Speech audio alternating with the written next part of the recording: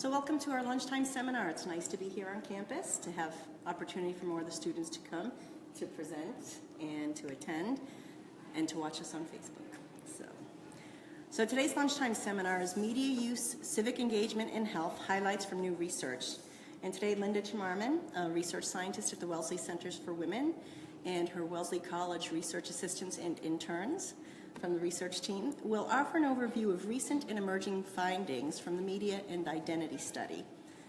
This series of ongoing online survey studies from 2013 through 2017 so far have collected data from almost 5,000 individuals to date, aged 12 to 80, living in the U.S. and 26 other countries.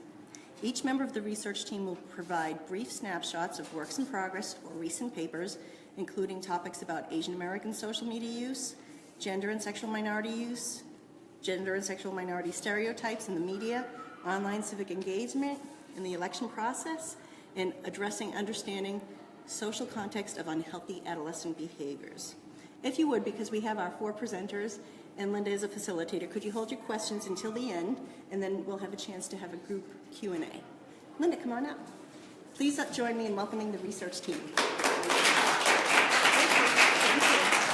Thank you, Donna. Thank you so much for joining us today. I'm here to make this a little closer. I'm here to introduce my research team.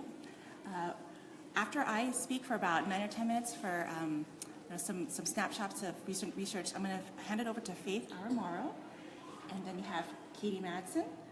Oh, actually, Brianna Ruffin will be next, and then Katie Madsen, and then Pet Remanudo. That won't project in the room, actually. It's just... Oh, okay. Okay, it's just me. Okay, thank you.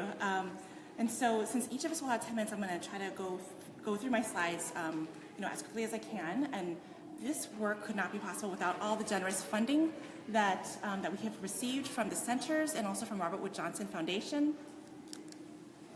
And I just wanted to provide an overall sort of backstory of why we do this research in the first place. My big research agenda is about social context, well-being, and identity. And in the past, we have made these presentations that had to do with families and peers, school networks, neighborhoods, politics. We've looked at psychosocial and behavioral health and physical health. In terms of identity, we've really focused on race, ethnicity, and gender, sexual orientation. You'll get some snapshots of this kind of work in today's talks as well. And so the one that I'm going to focus on for my little tidbit is Wave 3 of the Media and Identity Study, which was conducted right after the election of 2016 in November. We wanted to understand the pulse of the people that voted in this election and people who didn't vote in this election, and we wanted to understand more about where they're coming from in terms of their identity and their orientation about social issues. And so we had over 1,500 people recruited in this study. They came from 48 different states, so we were a little bit worried at first that we would only get Massachusetts, people, from the liberal, northeast states, but we actually we managed to get 48 different states, and 5% of our respondents came from different countries. Some of them are from Europe, some of them from Asia, as you can see there, and some of Africa. Our sample, as you can see, is very heavily liberal-leaning and white women. Which is not surprising because the survey came from Wellesley College, so it kind of attracts a certain population. 89% of people voted for Clinton, 3% were for Trump, and as you can see, there's other people that didn't vote or weren't eligible to vote, maybe they weren't citizens, and 29% had voted for Sanders in the primaries, just to let you know that not all of them were initially Clinton supporters. So in terms of the age, this is the first time in our large study of 5,000 people that we expanded our age group to beyond 25. And so we actually had people all the way until age 80 plus, which is really exciting. We got almost 100 people over 70, which is pretty amazing. And in fact, most of the time, when you think about the people that vote in this country, the people that are on the upper age spectrum tend to vote more consistently. So we want to know their perspectives too, right? When we asked them about their most salient identities, we wanted to understand, maybe there's a certain identity politics that they were kind of voting from, and the most salient one for most people were their parent identity. They really cared about the fact that they had kids that were growing up in this world, and they wanted to understand, how their actions could affect the future. Gender and race were also very significantly salient. Being a significant other, being a student, or being employed also was important. Religion wasn't as important in this sample. Things like socioeconomic status wasn't as important either. When we asked about how do you feel about the results of the election, there was a lot of people that were very unhappy, as you could see. There were even people that were angry, people that felt like life was meaningless all of a sudden, 45%. People were in denial, too. A third of them were in denial, and some of them were having trouble sleeping. So maybe some of these things you might have seen it happen to you or to people you know. It was reflected in our 1,500-person sample across the United States. Now, when we asked what the top issues should be that the new president should address, the most important one that people felt was going to be lost the most quickly was environmental global warming issues, which I thought was interesting. And the socioeconomic class divide was second. International peace was third. And then we had racism, education for all, reducing gun violence, and poverty. So when we asked them, do you want to be more politically involved now that we have the election results?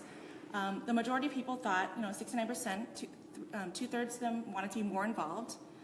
Some people were the same level of involvement, and some people wanted to be actually less involved. They were disengaged. Okay, and so what do you mean by involvement, civic involvement? And so we asked them, what are the things that you want to do more at this stage in the political process? Most people wanted to donate to social causes that they thought were in danger of losing funding. The next most frequent response was writing or calling their politicians, and then also signing petitions about reforming the electoral process, and engaging others with political discussions more often, boycotting businesses, and attending a protest. So a lot of people in the media were kind of saying, okay, don't just protest and then go home and think you did a good job. Do other things too. And it looks like people were thinking about other things beyond protesting, which is awesome. Okay, and so switching gears a little bit, I wanted to kind of focus on why this program is so strong and that it continues to carry on ever since Obama was reelected. This is when it started back in 2012, because of these wonderful interns next to me, these students, research assistants, and interns. My agenda to have students are fourfold. I want to expose them to the whole research process, give them as much exposure as possible to recruiting and data analysis and design and interpretation, dissemination. I really want them to have hands-on research experience and not just looking at it through the sidelines. I want them to understand the implications of their findings and how it could contribute to social change. And also, I really want to begin with where people are at, what they're interested in first. Like, for instance, if you are pre-law, pre-med, pre-grad school in women's studies, that really affects where we start and then where we, what our goals might be and where we're going to end up, what our products might be. When we have our students present, we're going to be looking at 3 different data sets. So I just want to orient you to these different data sets. There's so much data that we could talk about. We're just going to focus on these. The first data set that Faith is going to be talking about is a sexual education evaluation program that was co-PI'd by Jenny Grossman and Sumar Erkut. And we're going to be focusing on the social context of sex and substance use in adolescence, in early adolescence. The second data set will be the Media and Identity Survey, which was in Wave 1, which is kind of the post-Obama election time frame. And Brianna and Pet will be talking about participants and results from that particular data set. And data set 3, Wave 2 and 3, Wave 2 of Media and Identity Study was right before the election happened, and then Wave 3 was right after the election happened in 2016.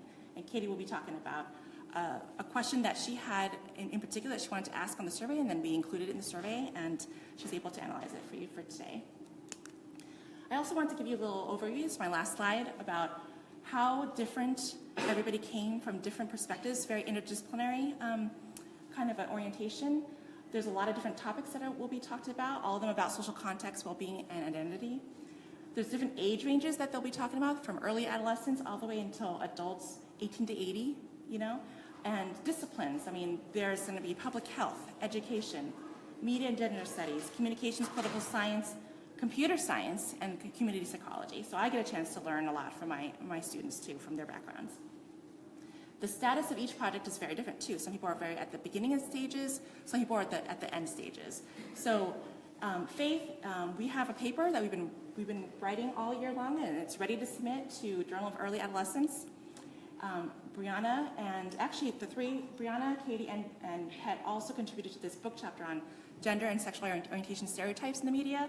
Brianna's going to focus on just the LGBT stereotypes in the media, and it's going to be a book chapter that's already been accepted, but we're also going to submit to only focusing on the adolescents to another journal.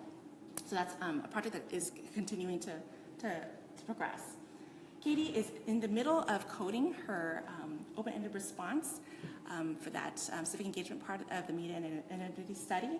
And she's going to continue that project in her full-time social sciences internship this summer. So we don't have to stop coding, stop the presses. We can keep going. And Pat is gearing up to get IRB approval, ethics approval for her senior project that she'll be talking about on social network analysis and identity. So first up is Faith. Good afternoon, everyone. Thank you so much for being here. My name is Faith Arimara, and I am class of 2017 sociology major and the Linda Coyne Lloyd student research intern this past academic year with Dr. Linda Charmaraman. And we've been working on trying to understand the permissive and protective factors in adolescent substance use and sexual risk. This graph is showing you a sampling of some of the various factors that we measured in our study.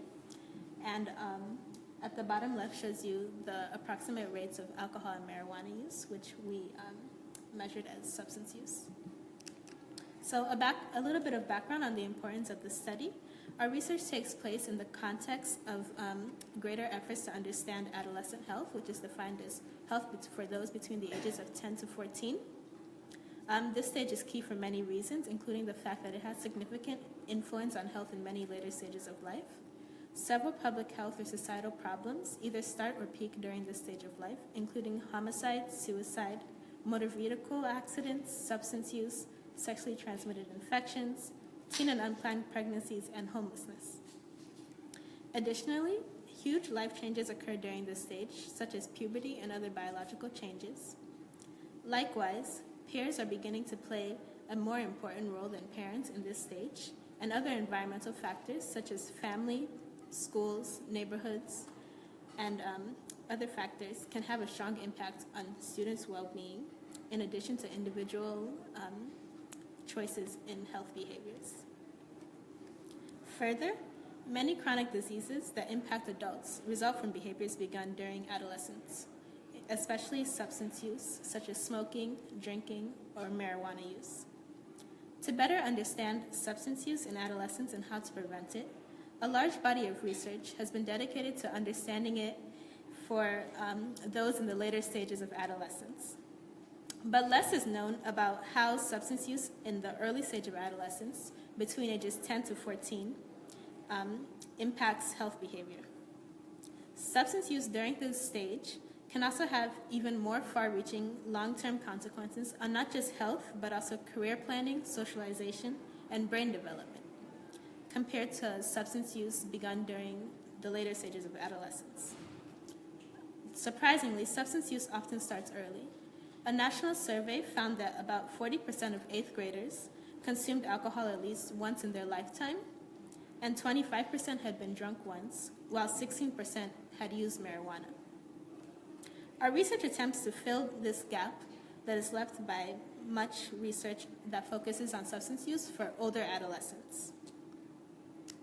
To do this, we examine factors that put early adolescents at risk for substance use, including early sexual activity, age of peers, age of romantic partners, parental rules about dating, attendance of unsupervised parties, social control and refusal skills.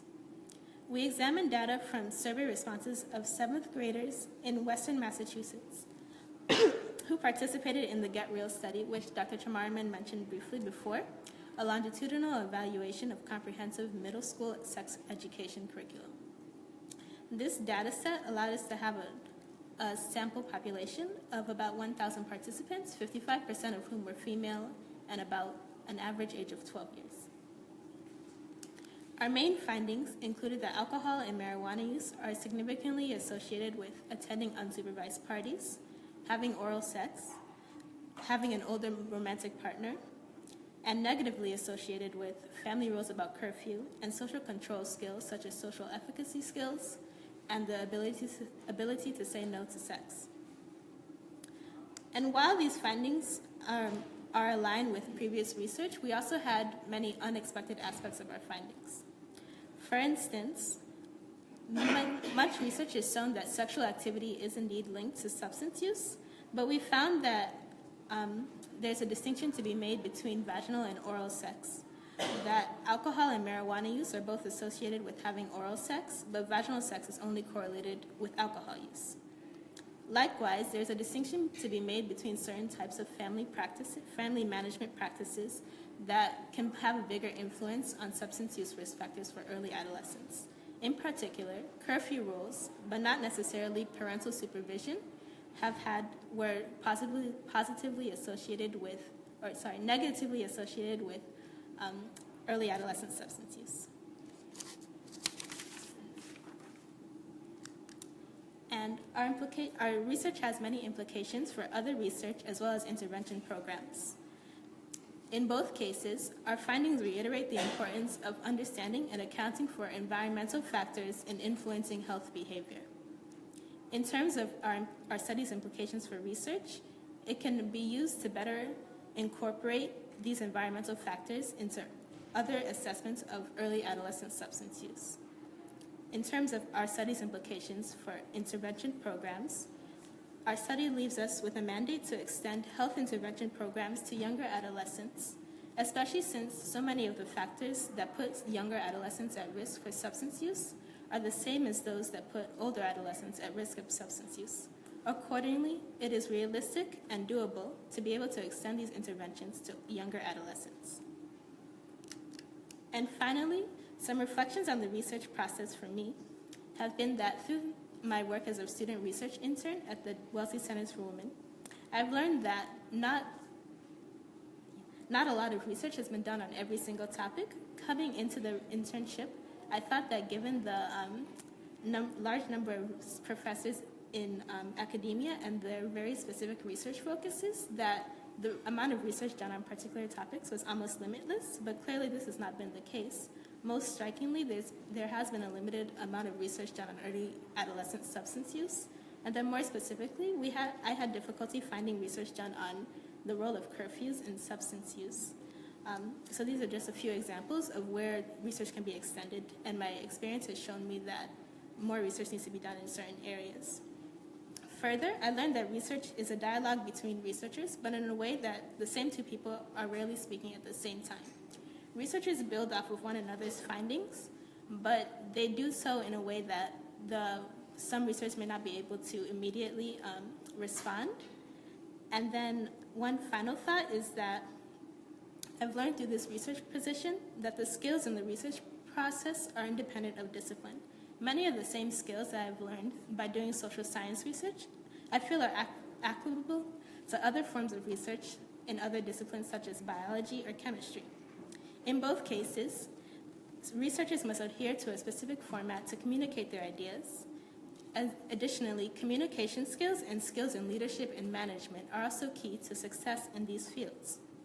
At the same time, I don't want to overemphasize the similarities between research in these fields, as discipline-specific knowledge is highly important in either case. Thank you so much for listening to me present today. Next, Brianna will be speaking more about gender and sexual orientation stereotypes in the media. Hi everyone, my name is Brianna Ruffin. I'm from the class of 2017. I'm a Women's and Gender Studies major, and I'm also a Mellon Mays Fellow. And today I'm going to talk about the research that I've done with Dr. Charmaraman on sexual orientation stereotypes in the media. But first, before going into more details about our research, I would like to talk about the current state of LGBTQ media representation. In the 2015 to 2016 television season, only 4% of recurring characters were LGBTQ on primetime scripted television, which adds up to about 35 characters, and there were actually no trans characters on the major broadcast networks. There were only 3 LGBTQ characters on primetime cable television who were transgender, which is about 2%. And in 2016, there were 43 regular LGBT characters on streaming television, so Amazon, Netflix, and Hulu. And all of this research is coming from the Where We Are on TV study by GLAAD. Now that we've seen a lot of the negative statistics, I'd like to talk a little bit more about the importance of media representation. There's been research done to see the effects of media representation on queer people. In one study, they found that queer women in the media reported that seeing television characters who were queer helped them feel more comfortable in their own sexuality. But seeing stereotyped images combined with like a fear of how their own family and friends would react to their sexuality influenced whether or not they decided to come out. A separate study found that there wasn't a connection between identifying with gay television characters on TV and self-esteem for gay adults. However, the researchers noted that it's possible that the quality of the representation is much more important than just having gay characters, which underscores the importance of analyzing the representation of these characters and the effect that they're having on LGBTQ-identified people. The research questions we wanted to address in this study were as follows. Do young people have favorite TV shows with main characters who are similar to them in terms of sexual orientation, and how does this affect them? In addition, who is most affected by sexual orientation stereotypes in the media, and how is mental well-being associated with being frustrated with these stereotypes? The research study that we conducted was a mixed method study, which consisted of online surveys, and then interviews with people who had participated in the survey. There were mostly heterosexual and female participants, with a total participant number of 2,027. The average age was 19. 47% reported using TV to escape from their worries, while 41% reported feeling sad. And our final study couldn't actually include transgender participants due to their small size. Through our research, we found that LGBTQ participants in this study felt less similar to their favorite TV characters than straight participants.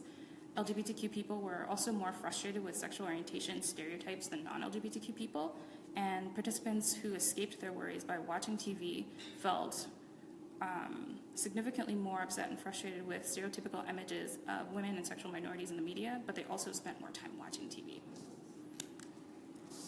So now I'm going to go into a little more detail with results that are from the interviews. A lot of people mentioned this idea of accurate representation, which is informed by having people who work on a show who have the same identity as some of the characters, or having an actor who has like an LGBTQ identified identity. For instance, in reference to Glee, a participant mentioned that the Kurt character in that storyline was one of the most interesting and realistic portrayals of an LGBT character. I think the creator of the show, Ryan Murphy, is also gay and so must have taken it from his own personal narrative. And so seeing people like that behind the scenes really influences whether or not LGBTQ people view a representation as accurate. In addition, some people talked about what they considered a normalized representation, which is just representing queer people as average, everyday people. For instance, someone talked about a character on White Collar, and she said, White Collar has a person who happens to be dating a woman, which is nice because it's not made like the main character point. And she's also a person of color, which is good. I feel like gay people on TV are generally more defined by their gayness or their queerness than anything else in most shows. So for some people, it was just very important that gay characters were just able to be people and their gay identity wasn't the main focus. Other participants chose to focus on the lack of diversity and depth in the stories that they were seeing on TV. For instance, one participant mentioned, besides choosing such a narrow expression of gay people, they choose gay people more than depicting lesbian characters, more than depicting bisexual characters, more than depicting transgender characters, which matches the findings of the Where We Are on TV study from 2015, which did find that out of all LGBTQ characters, gay characters tend to be represented the most, followed by lesbian characters, bisexual characters, and transgender characters.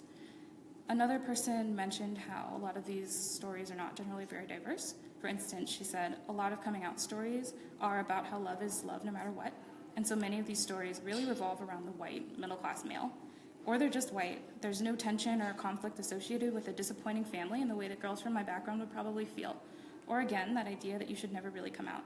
and I'm just really tired of not seeing myself in there or just not seeing other groups of people in there.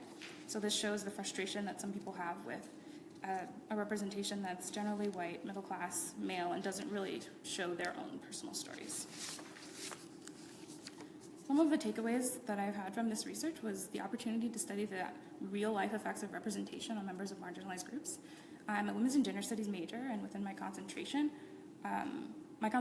is marginalized groups in the media, so I tend to study how different groups are represented in television and sometimes film, and I tend to focus on how the groups are represented and the messages that these shows and films are sending to people, but I don't focus as much on the actual effects on this representation.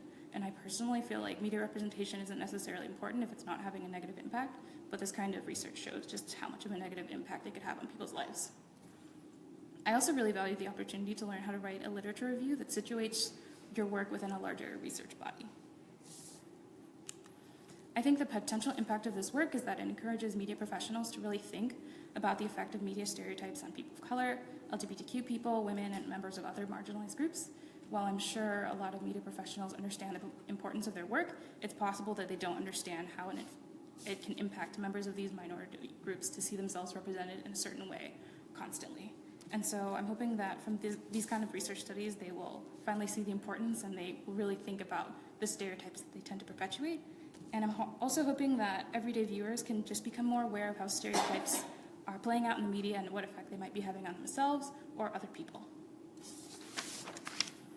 All right, thank you for listening. Okay, hi, I'm Katie. I am a sophomore majoring in English and Women's and Gender Studies, and my internship is being funded through the Sophomore Early Research Program, and I'll be focusing on Make America Great Again slogans and the power of nostalgia. So Dr. Charmaraman went over this a little bit before, but I'll just dive into the study that we did. So we distributed a survey after the election last November focusing on civic engagement and media use, but we asked questions about voting habits and stances on social issues, but more broadly focused on emotional responses to the election and if they mobilized people to act. So we wrote the survey promptly after the election and distributed it soon after to gauge immediate responses to the results and hopefully capture respondents' most intense emotional responses. So we had 1,658 responses with people from 46 states. And I'll just go over some demographic information of the respondents. So the mean age was in the mid-30s, and we had a really highly educated group, so more than 40% held graduate degrees. And 88% were women, as if you can see in that chart right there. The purple part represents the women, red part represents men, that's about 10%, and then the blue part is transgender individuals, which is about 3%. And it was also a highly liberal group, so 78% were Democrats, 12% were independents, and 4% were Republicans. And then 70% of respondents were white, 10% were Asian, 4% were black, and 3% were Hispanic. So the research question I'll be focusing on is one of our short answer responses, which was Donald Trump's campaign slogan was Make America Great Again. What era do you think he is referring to? What do you think made that era great? So notice how we phrase the question. So the first question, what era do you think he's referring to, forces the respondent to think about the candidate's beliefs and the campaign's objectives. Well, the second question, what do you think made that era great, forces the respondent to name something positive about that era. But perhaps you could guess, based on the demographic information, that most people could not really find redeeming qualities for the era they thought Donald Trump was referring to. And many focused not on how they felt about the era and what made it great, but more on why Donald Trump and people like him would find it great. So some early coding results. I'll talk about our coding strategy. So we uploaded the survey from Qualtrics to NVivo to kind of decide some good coding categories, and then we uploaded that to an Excel spreadsheet. And so if we thought that a response fell into a certain category, we would put a 1 next to it. If we thought it didn't, we would put a 0 next to it. So the categories I'll focus on today are race, gender, class, and time period. So this first quote is a typical Republican response. So Ronald Reagan era, we were patriotic about the country we lived in and not ashamed of our flag or our values. There were jobs and people had money, we were proud of our military. So it doesn't really focus on race, doesn't really focus on gender, doesn't really focus, well, it does focus on class. It says there were jobs and people had money, so it doesn't necessarily say class, but I would still code it as discussing class, but not necessarily class divide. And then time period, it talks about the Ronald Reagan era. So can I have someone from the audience try to code the second quote here? Anyone want to try it out? With the 4 categories here. Race and gender.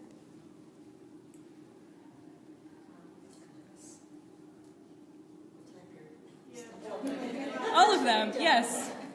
Yeah, this is a pretty comprehensive response, I'd say, yeah.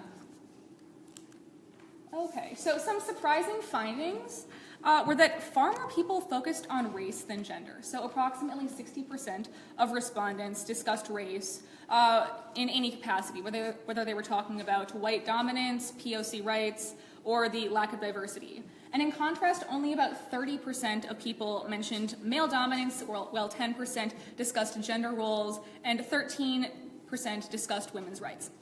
So this was surprising to me because during the campaign season, it seemed like gender issues were a huge part of the political climate, and especially women's reproductive rights. But race has been more prominent because of the immigration issues.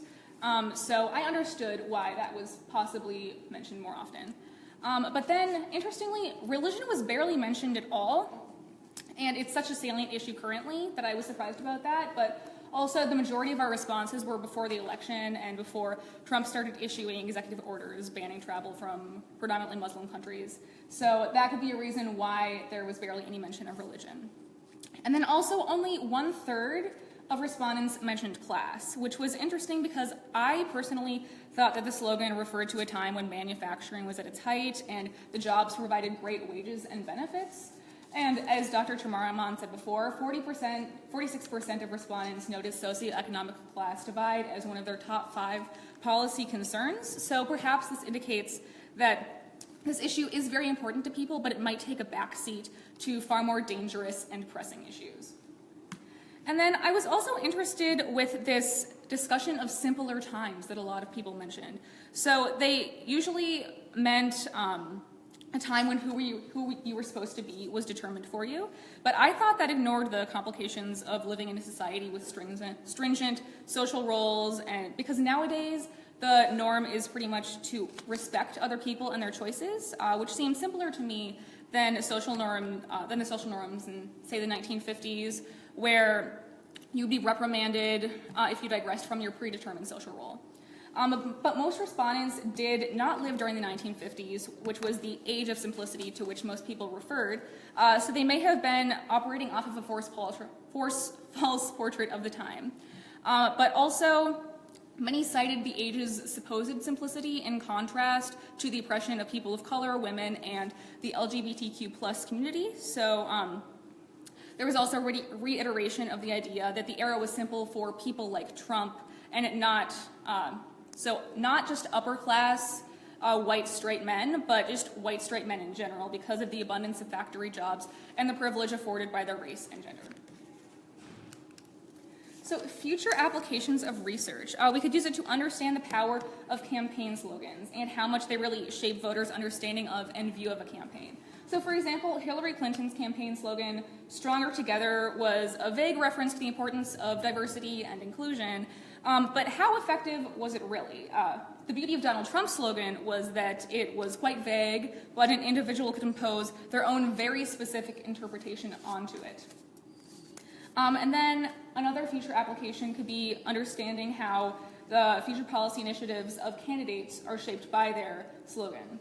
So does the slogan suggest a progression or a reversion back to the past? So does he want to strive towards a future with ideal elements of society that were realized in the past, or just go back to the past?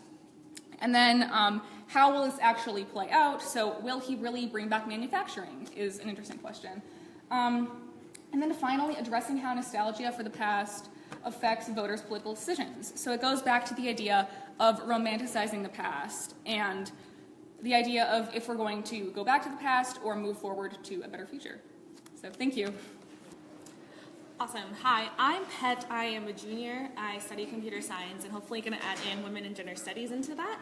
I will be talking a little bit about a project that I want to continue from this semester on to next year, which is inspired by my work with Linda and the things that we've done for our data sets from the first wave and also for a little bit from the second wave, the things that we published, the kinds of stories that I was able to hear from doing interviews with people, in addition to my background in computer science and data mining.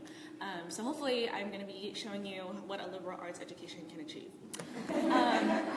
Okay, so a little bit about my topic. So I see it as a case study of like social network analysis, and I think the title that I want to give it is like online presence in the self, which sounds very vague, but I'm going to go into that a little bit more here. So, so really what I'm looking at is, well, when I was working with Linda, we were talking a lot about the kinds of communities that people formed online, how special they were, the kinds of connections that you made, and how they help you create your own identity, how there are sometimes communities online that could foster that people could foster connections with that could not necessarily exist in the physical locations due to things like proximity or things like the fact that sometimes people had conversations about things that may be seen in society as something that was not appropriate to talk about, or things like that.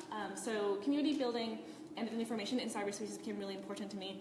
And then I learned that there was a whole field of study about that. There was like critical cyberculture studies and the things that people were looking at since the birth of the internet in like the early 90s, or late 90s. So that was one of the things that got the gears going. So for me, I wanted to look at how people presented themselves online versus how they are, or what they say they are like in real life. And that came into my mind because when I was working with Linda, I got the opportunity to interview about 6 people who we had data from our online surveys, and I heard a lot.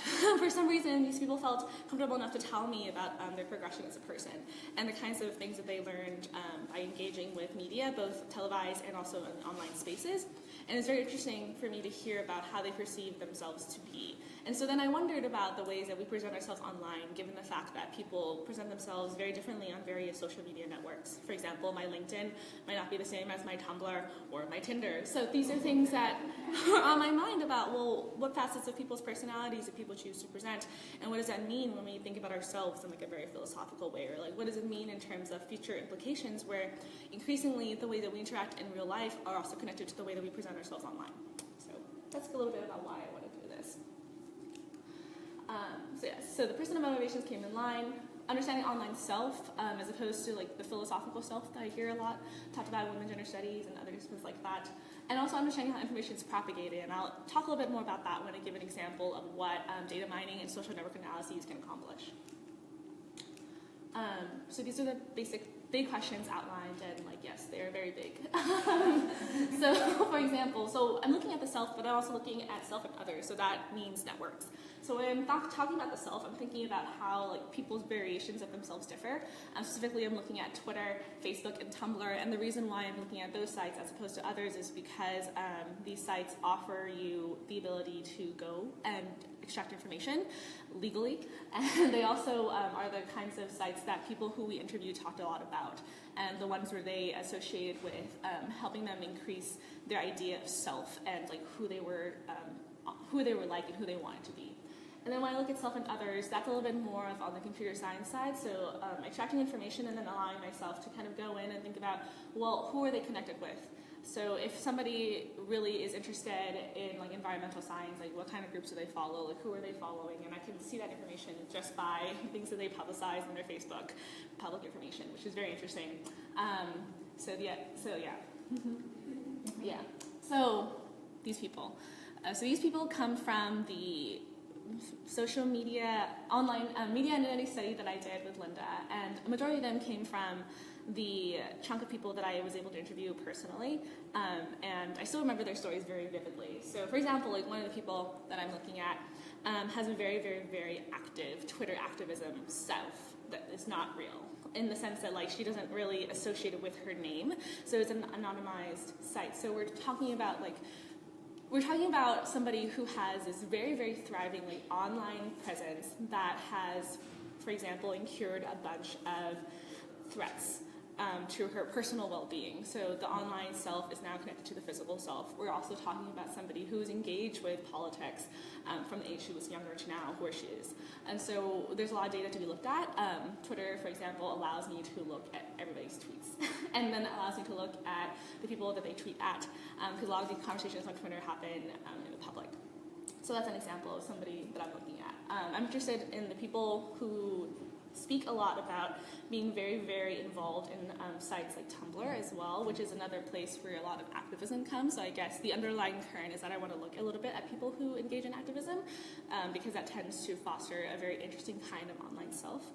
I'm also looking at people who have very interesting characteristics, and interesting because we also have data on, for example, like where they come from in terms of geographical location, in terms of their education, socioeconomic class. So I'm also wondering if I could incorporate those things together as well. So the technical plan, which is a little bit different from what we've been talking about. So these are the things that I'm looking at and using what I know about computer science to do. So I'm looking at Facebook, Tumblr, and Twitter, and all these have APIs. You can imagine the APIs, application something. I actually don't even know what that stands for. But really what an API is a big black box where you send in information and they give you the information that you request. So for the Facebook API, you're able to give somebody's token, which is the end of the URL. You'll see that everybody's Facebook URL, whether that be a public page or a personal page, has a little number attached to it. And you can give them that and they'll give you the data that Facebook allows you to have. So it's very interesting for public Facebooks. It's you could basically get anything, including their personal information, so whatever they choose to display as a creator of the public Facebook group, but also their posts from the beginning of time. So for example, I'm currently taking a class at Wellesley that does data mining, and one of the first things we did was we looked at the Wellesley College Facebook page, and we were able to grab all of the posts since the Facebook page existed, which gives you a lot of data, like who posts, when do they post, what do they post about, is it a picture, is it a comment, how many likes does it get, and these are all the information that we're allowed to get just through the Wellesley College Facebook page. Tumblr API also allows you to go through public Tumblr's entire archive, which also includes who likes it, when was it posted, what is it posted about, what are the hashtags that they used, which would allow me to kind of go into the kinds of communities that they develop through their online personas as well. Twitter API also, like I mentioned, allows you to see who they are in communication with. The way that Twitter works is that you can have an @ symbol either at the beginning or at the end of the tweet, and that tells people who you're talking to, but also changes the community who gets to see it. So based on whether or not it's at the end or the beginning, it could either be shared to everybody in your community or a community that's shared by both you and the other person's community. So here's some technical examples. So this is just the thing that I was talking about earlier in terms of the Wellesley Facebook.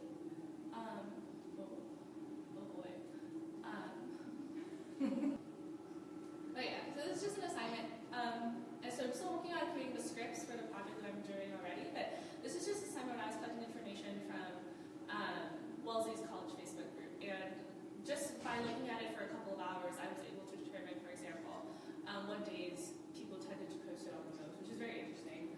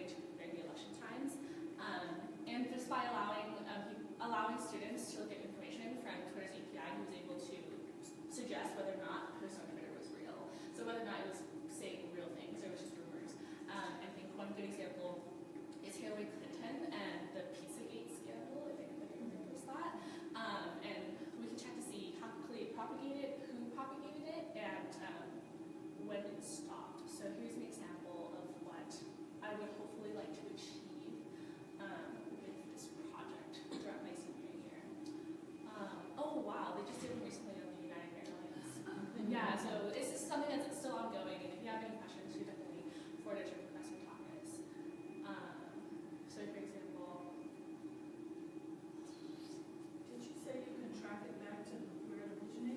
yeah, so they can see who posted it first, and there's also here I think that they developed a way to check to see whether or not a poster was a bot. So there are bots on Twitter that just repost things, and you can tell they're a bot by how quickly they repost things and who they're reposting to, and whether or not they're just reposting on random or like retweeting or retweeting people's random people's posts just to get attention for their information. So there's something that I can track.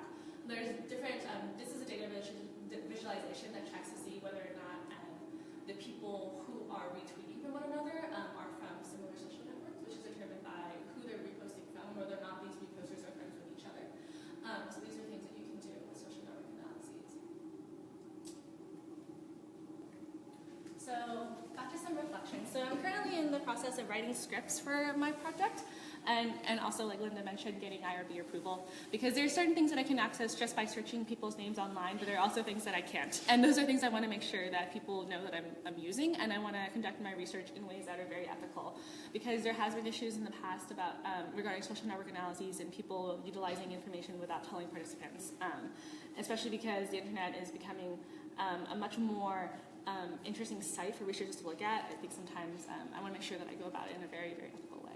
So those are one of the things that I've been thinking about a lot. I've also been thinking about utilizing a framework. Luckily, in Mel and Mays, I was able to write a literature review about social network analyses as like a subject in total, and I was able to learn a lot about the theories that came out in the 90s, about how the internet changes our sense of self, but also what people are doing now, about how information in the internet helps you connect with people during times of crises, or in times of earthquakes, or in times of like political crises as well. And I've also been looking more at research identifying how younger people tend to address their self online, which is also fitting in with the demographics of the people I'm looking at for my current project, which is giving me a lot of framework to think about. And a lot of it is based off of philosophy, a lot of it is based off of social sciences, which gives me this really great interdisciplinary framework to work on to make sure that at the end of the day, I'm producing something that means something. I'm not just writing scripts for the sake of writing scripts. And also time. It takes a lot of time to do these things. And I definitely learned that in the process. Like writing a script is not something that I can sit down and do in an hour. It's something that is constantly evolving, and it's also something that is dependent on time, because you're only allowed to access certain chunks of information at a given time. Like, so I can't just say, give me everything. I have to take 10 things every 30 seconds or something, and repeat that process over and over again, which can be a little tedious. So yeah, thank you.